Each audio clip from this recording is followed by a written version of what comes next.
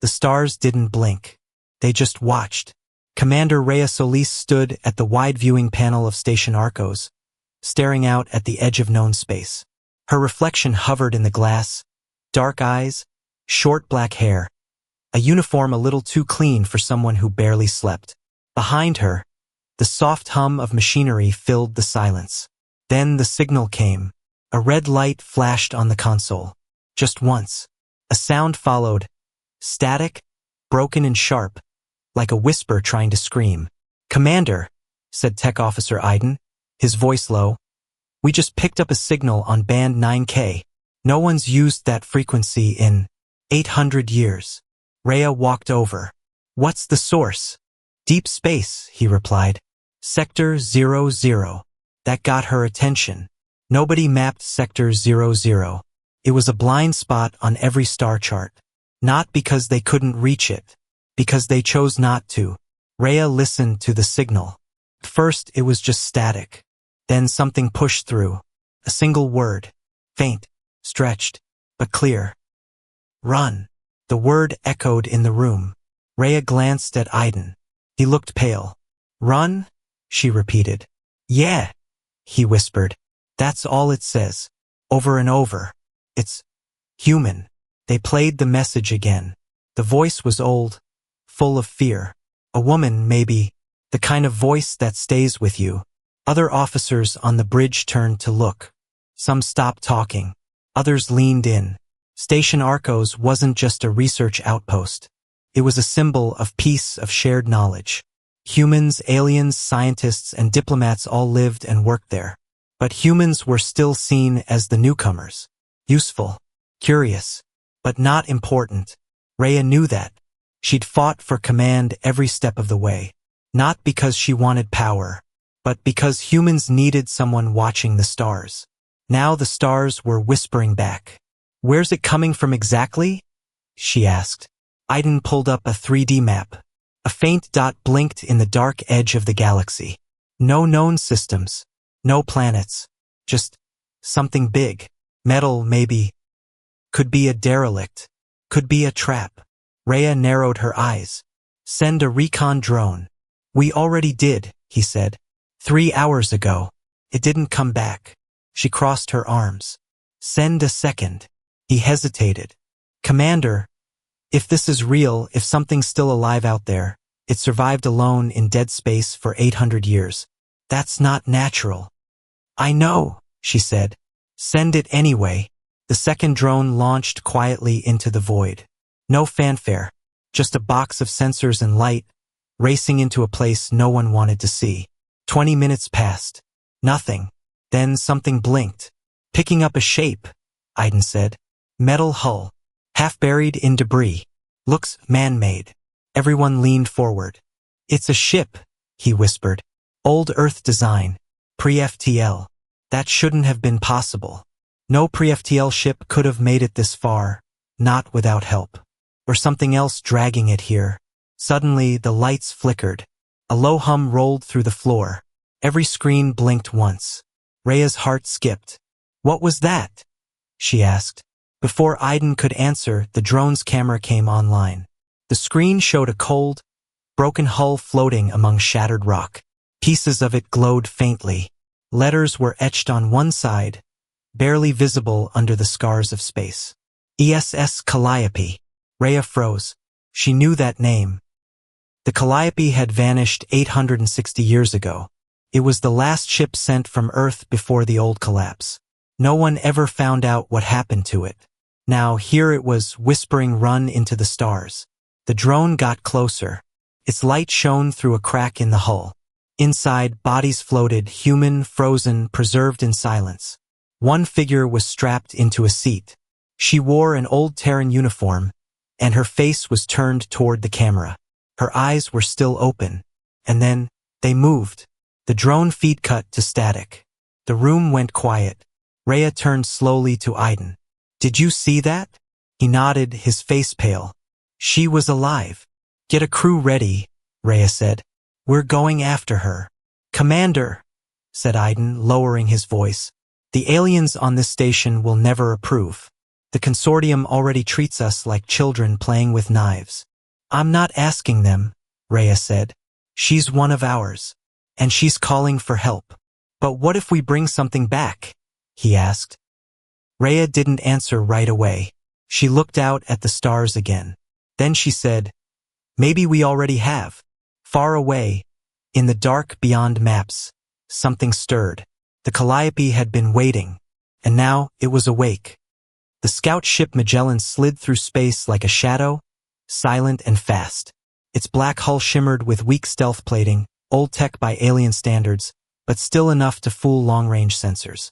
Commander Rhea Solis sat in the front seat of the ship's cockpit, staring at the old wreck ahead. The Calliope, human-built, forgotten for over 8 centuries. The ship didn't look dead anymore. Faint lights pulsed across its hull. Strange blue glows flickered inside its broken windows. The rescue team sat behind her. 4 crew members in armored suits, silent, focused. They all felt it. That cold weight in the chest. The sense that something was watching. Docking clamps ready, said Lieutenant Noor, her voice quiet. Seal looks good. Air pressure stable. All right, Rhea replied. Let's move. The airlock opened with a hiss. Inside, the Calliope smelled like rust, oil, and old death. The lights flickered faintly. Gravity was weak. Every step felt like walking through water. The crew moved in pairs, clearing each corridor before moving forward. No signs of life. No sound except for the echo of their own boots. Power systems are running, said Technician Kelm. But that's not possible. The ship's batteries should have died centuries ago. Rhea knelt beside a control panel. The interface was old. Earth standard, pre-collapse. She brushed away the dust. Under it, someone had scratched a single word into the metal. Wrong. Her heart jumped. Commander, said Noor from a nearby room. We found her. Rhea rushed over. In the center of the chamber floated a cryopod. Glass intact. Systems still working. Inside was a young woman. Mid-20s, brown skin, dark hair tied back, lips slightly parted as if in mid-breath. She looked like she'd fallen asleep an hour ago. She's alive, Kelm confirmed. Vitals steady. Brain activity strange. Very active. What's her name? Rhea asked. Kelm tapped the control panel. The display blinked, then showed it. Isla Vorn. Age, 27. Earth security clearance. Black 8. That was impossible. Black 8 meant top secret. Pre-collapse Earth barely had Black 5. What the hell was she doing on this ship? Rhea whispered. Should we wake her? Noor asked. Rhea hesitated. Not yet. Let's move her to Magellan. Carefully. As they carried the cryopod back, Rhea kept looking around. This ship had floated alone in deep space for 800 years. No messages. No signs of movement. Then, just days ago, it lit up and sent out a warning. Run. What had woken it? What had woken her? They reached the airlock and began sealing it behind them. Just as the clamps locked, Kelm swore. Commander, external motion. Just off our stern. Rhea turned fast. Show me. The ship's rear camera blinked on. First, there was only empty space. Then, something shifted. Not a ship. Not a rock. Something darker than both. Something long and thin, like a needle piercing space itself. It had no lights, no engines, no visible structure. Just shape. It was following them. Kelm's voice broke. That wasn't there before. It's moving fast. Closing the gap. Rhea acted fast. Brake dock. Boost engines. Get us clear. The Magellan jerked as it tore free of the Calliope. The cryopod was secured, and everyone was strapped in. Is that thing chasing us? Noor asked, her voice shaking. It's not broadcasting anything, Kelm said. No signals. No heat. No tech signature. Then how is it moving? Rhea said. No one had an answer. The ship sped up, the stars stretching slightly as they kicked into high-speed travel. But the thing behind them stayed the same distance. Always just close enough to be seen, but never close enough to strike. Like it was watching, or studying. Back on Station Arcos, Rhea brought the pod straight to the secured medbay. She had them surround it with energy dampeners and old human shielding tech. Not consortium systems. Human ones. Unpredictable. Harder to trace. She waited until the team was out, then activated the revival sequence. Mist hissed. Lights flickered. The pod opened. Isla Vorn gasped. Her eyes opened wide and she screamed. A raw, piercing sound. Like every cell in her body remembered something it couldn't forget. Rhea grabbed her gently. You're safe. You're on Station Arcos. Do you know where you are? Isla's eyes locked onto hers. Her voice cracked. It's still coming. What is? Isla didn't answer. Her whole body shook. Then she looked past Rhea at the wall screen showing the stars, and whispered one word. Home. The lights on the medbay flickered, and in the void beyond the station, the dark shape had stopped. Waiting. Commander Rhea sat in the medbay, watching the girl who should not be alive. Isla Vorn lay under soft lights, her body weak but stable. Her eyes never stopped moving, scanning the ceiling, the shadows, the corners, like she was waiting for something to crawl out of them. It followed us, Isla whispered, voice barely there. Rhea leaned in. What followed you? The dark ship? No, Isla said, blinking slow. Not a ship. Not alive. Not dead either. It's a thing. A memory that never dies. A shadow that forgets to stay gone. Rhea didn't understand, but she knew one thing. This girl was scared. And if someone like Isla, who had survived 8 centuries alone in space, was scared, the rest of them should be terrified. Outside the medbay, chaos had already begun. The alien leadership of Station Arcos was not pleased.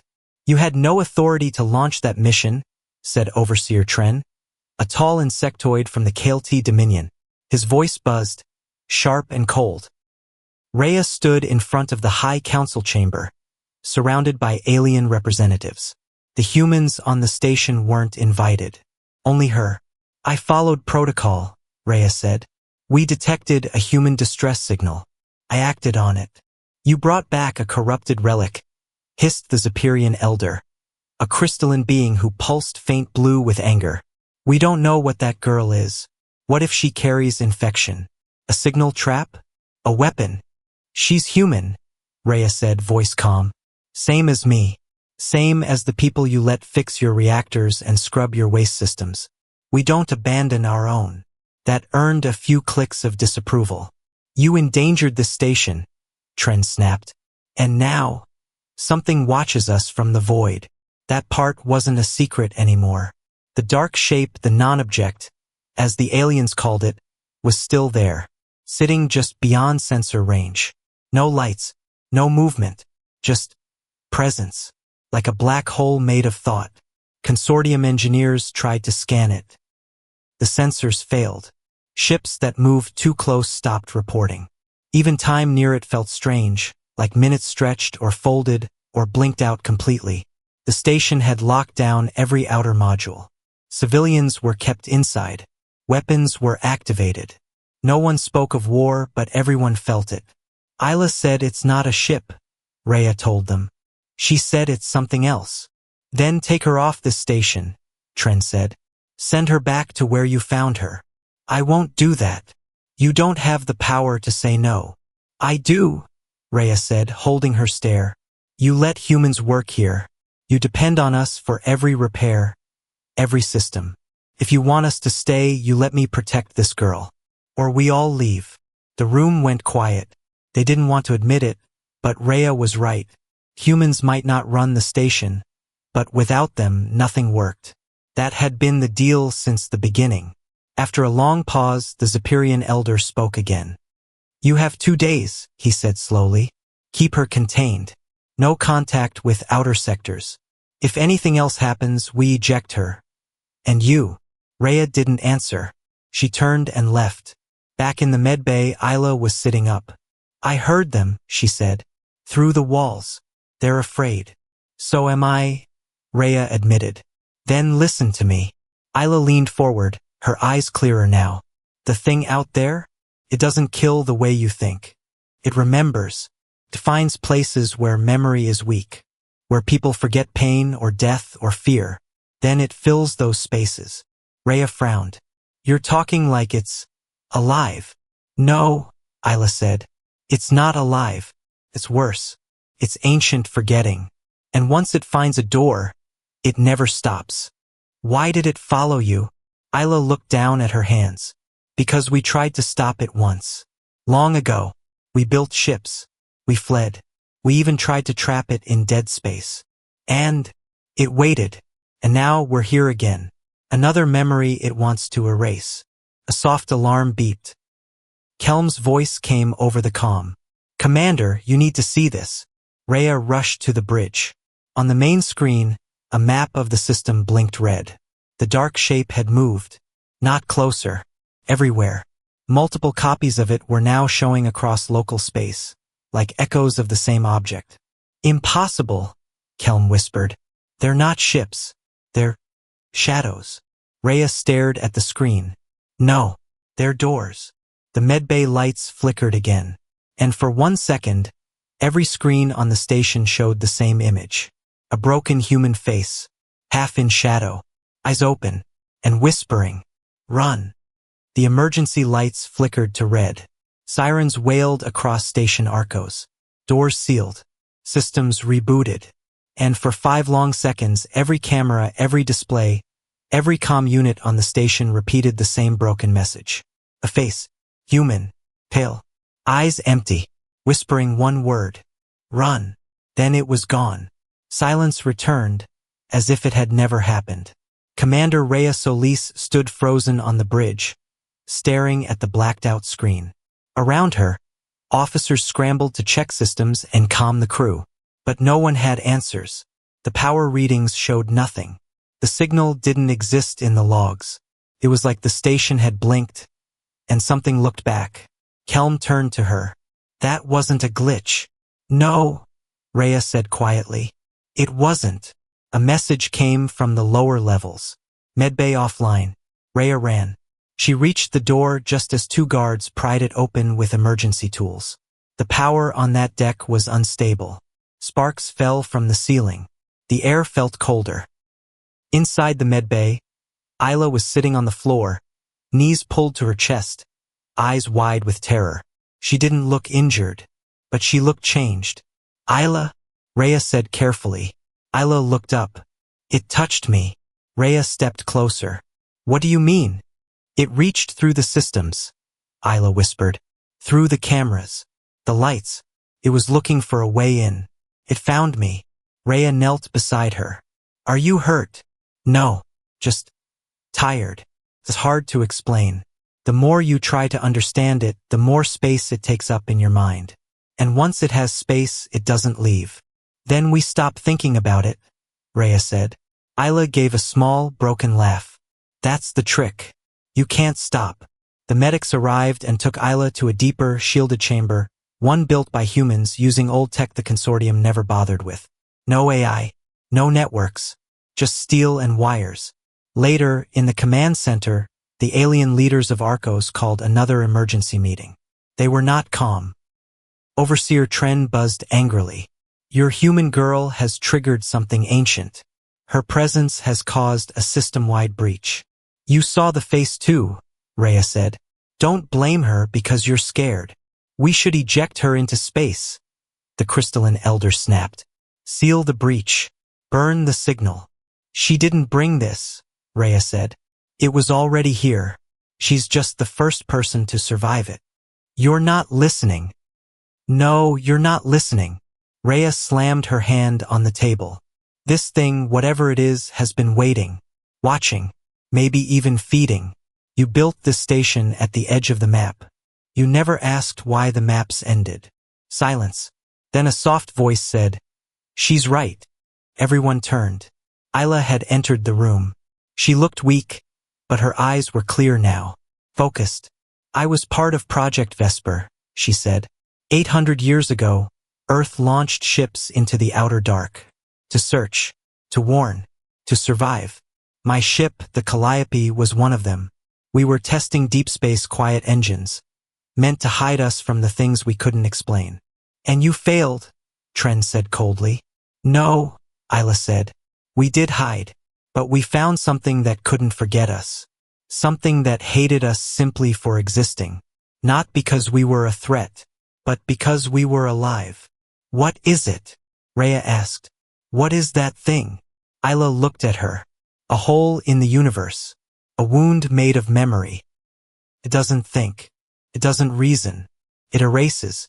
Not by force, but by replacing your thoughts. You don't even realize it's happening. You just forget you were ever there. Like a virus? Kelm asked. No. Like an idea, Isla said. A bad idea that eats all the others. The room stayed silent. Then the alarm blared again. Multiple power failures across the outer ring, someone shouted.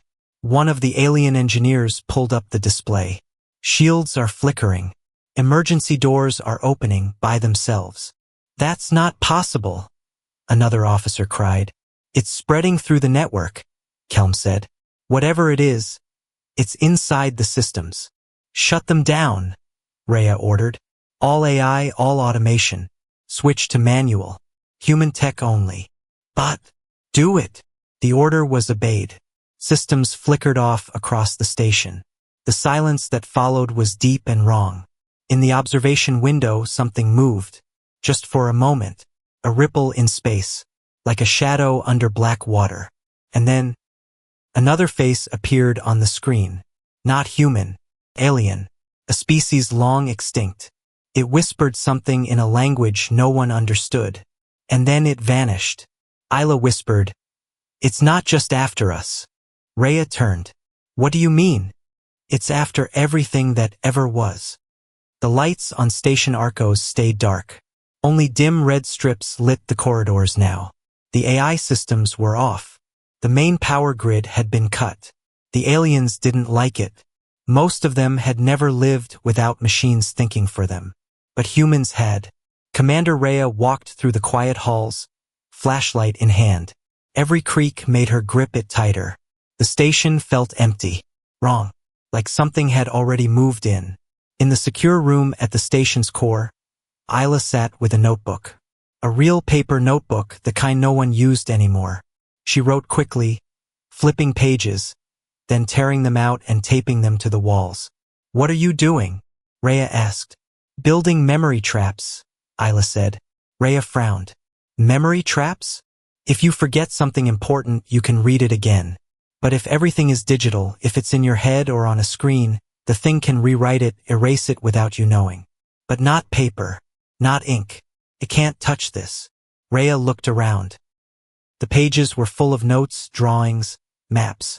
But they were also full of strange phrases. Do not look directly. Anchor with sound.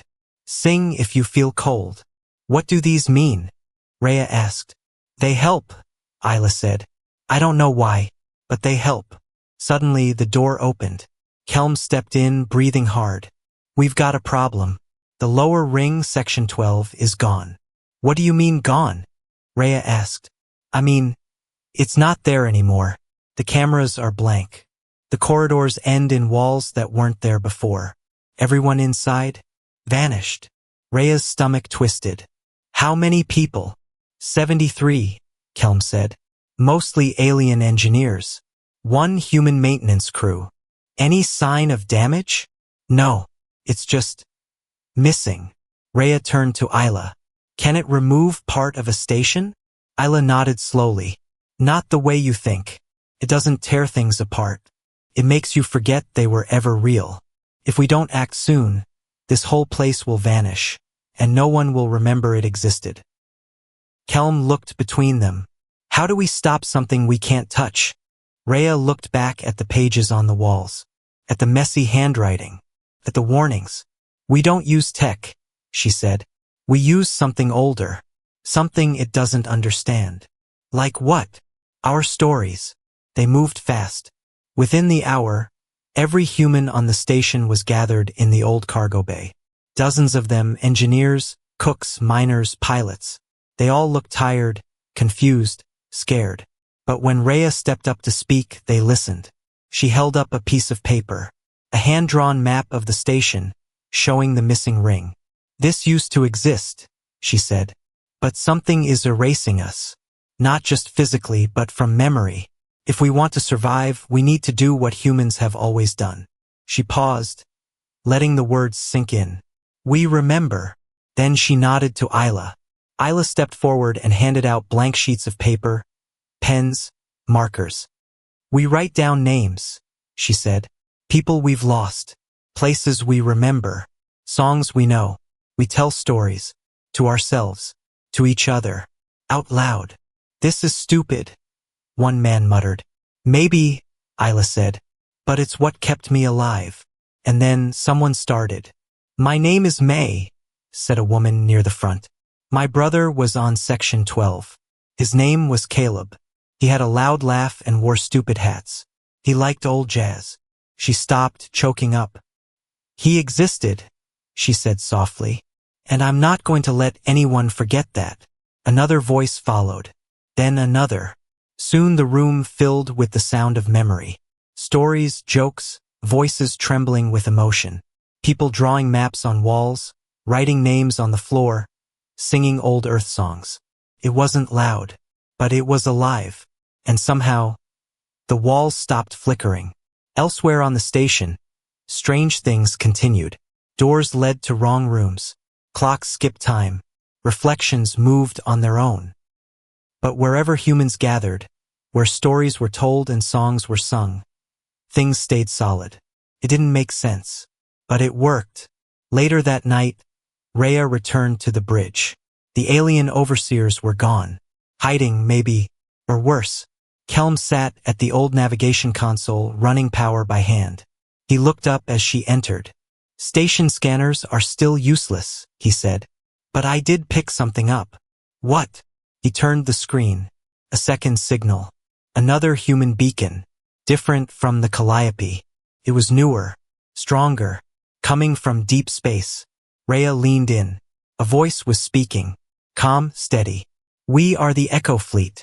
If you can hear this, you are not alone. Memory is armor. Identity is shield. We remember. And we are coming. Rhea felt her chest rise. They weren't the only ones left. And somewhere out there, someone was fighting back.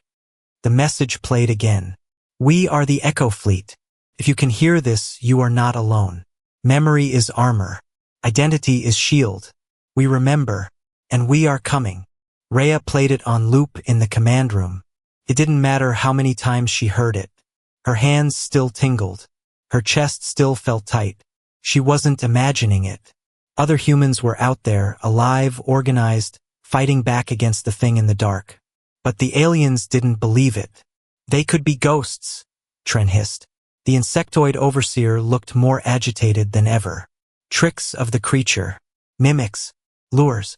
You risk the entire station by answering. Rhea stared at him. Then let me risk it. What do you have left to lose? He didn't reply. He had no answer. 3 more sections had gone dark since yesterday. No screams. No alarms. Just silence, followed by nothing. People gone. Places gone. Even the blueprints in the station database were changing, showing blank spots where those sections used to be. Whatever this thing was, it wasn't killing in the way most people feared. It was unwriting. Rhea turned back to her team. I want a signal sent back, she said. To the Echo Fleet. Tell them we're still here. Tell them we remember. Isla stood beside her, arms crossed. She looked stronger now. Her fear was still there, but behind it was something new. Focus. Fire. She said. They'll hear us. If they're human, they'll want to hear us. Kelm tapped on the manual comm board. No auto-encryption. No smart routing. Just raw pulses. Old radio code. After a minute, he nodded. Signal sent. Now we wait. They didn't wait long. An hour later, a new message arrived. This is Commander JL of the Echo Fleet. We've been watching the spread. We've seen your station flicker, but you've held longer than anyone else. You've found something. Something important. Rhea swallowed hard. What spread? Kelm zoomed out the star map. The screen filled with red zones. Marked regions where contact with entire systems had been lost. Over 100 of them. The darkness was not just near Arcos. It was moving. It started slow, Isla said. That's what it does. It doesn't crash in like a storm. It slips in through cracks in your memory, makes you question what's real. And then one day you wake up and realize you forgot the sun ever existed. A silence settled across the room. Then Commander JL's voice returned. We're sending help, but we're far. You need to hold. Find the center.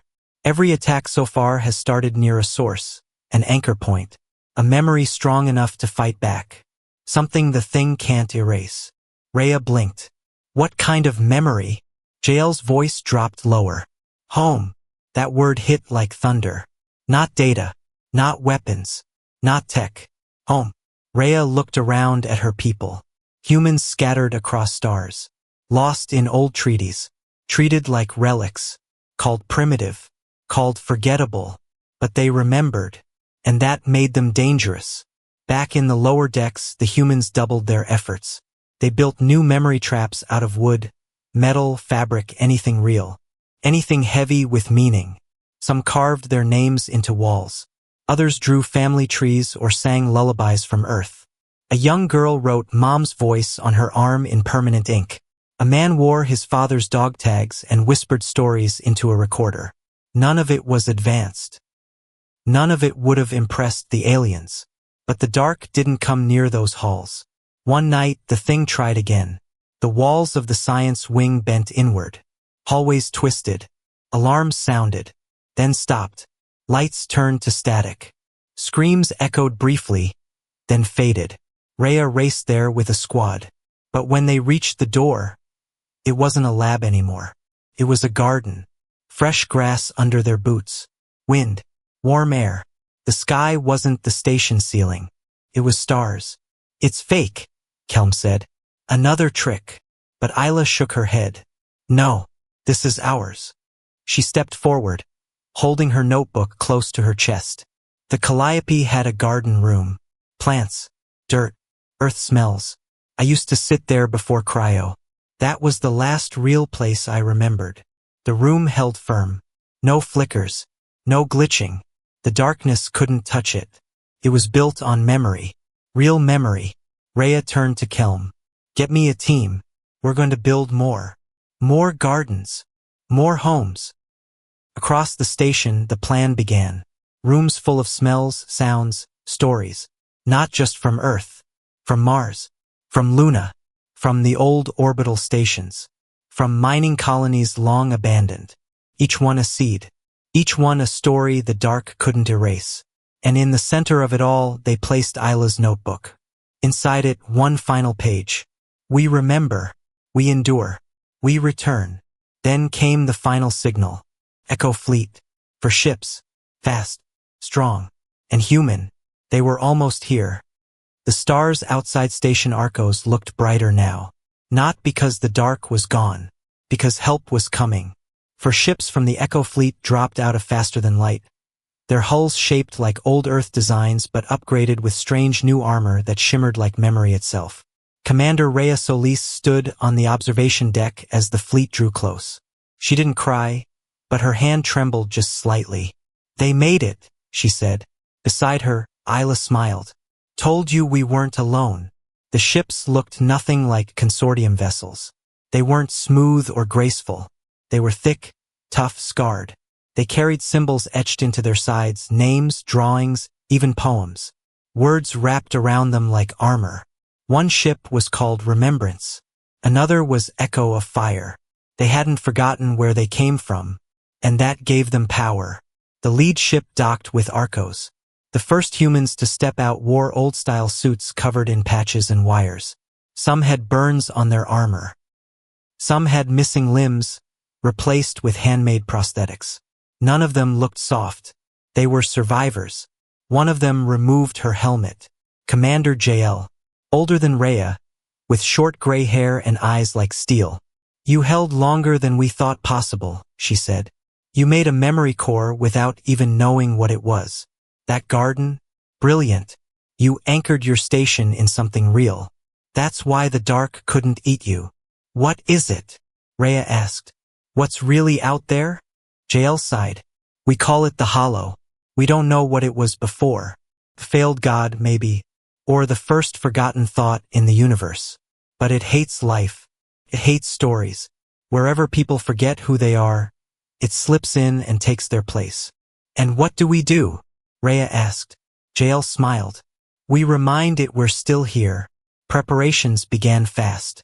The Echo fleet shared their tech, memory shields, sound anchors, old-style communication beacons powered by handwriting and spoken word. The dark couldn't touch things born of chaos, love, and memory. Humans on Arcos carried paper scrolls strapped to their chests. They recited names of their families, drew symbols on their helmets, hummed songs passed down from the original Earth colonies. It worked. The Hollow pressed again, tried to bend corridors, tried to erase maps, tried to replace faces in dreams. But it failed. Where memory lived, the Hollow couldn't feed. Then something changed. A final push. Every screen on the station went black. Every light dimmed. Even the stars outside vanished. And a voice, not spoken, but felt, echoed through the bones of every person on the station. Forget. Some fell to their knees. Some forgot where they were. But not the humans. Not this time. They stood. And one by one they spoke. I am Rhea Solis. I remember Earth's sky. It was blue. Sometimes gray. I remember rain. I'm Kelm Hara. My brother taught me to fix engines using a spoon and 2 wires. I'm Isla Vorn. I lived in silence for centuries. But I never forgot my mother's laugh. The words cut through the dark like fire through paper. On every deck, humans shouted their names, their memories, their truths. One girl stood in a hallway and screamed the lyrics of an ancient Earth song. One man wrote his child's name 1,000 times on a wall. And slowly, the darkness began to shrink. Like a shadow running from light, the Hollow screamed. Not with sound, but with panic. It had failed. Couldn't survive where truth was strong. Commander JL gave the final order. Activate the pulse. The ships of the Echo fleet fired their memory anchors at once. Massive blasts of encoded history, sound, light, and story. A wave of meaning spread through space like thunder. The Hollow tore apart. It didn't explode. It simply unraveled. Erased. By the very thing it tried to destroy. Days passed. Station Arcos repaired itself. The lost sections were rebuilt. Some remembered in full, some guessed by those who lived there. But people came back. From other systems. From hiding. Even some aliens who had fled returned, eyes wide with new respect. The humans didn't ask for thanks. They just kept working. And one day, a new door opened at the center of the station. Not a trap. Not a glitch. A real door. Inside it was a garden. Fresh plants. Soil. Wind machines blowing soft air. It wasn't just Isla's memory anymore. It was for everyone now. A place to remember. To rest. To start again. Commander Rhea sat on a bench made from parts of the Calliope. Isla placed the old notebook on a pedestal at the center of the garden. Visitors could read it, add to it, learn from it. Across the galaxy, humans began to build again. But this time, not just to survive, to belong. They weren't ghosts. They weren't lost. They were the children of Earth. And they remembered.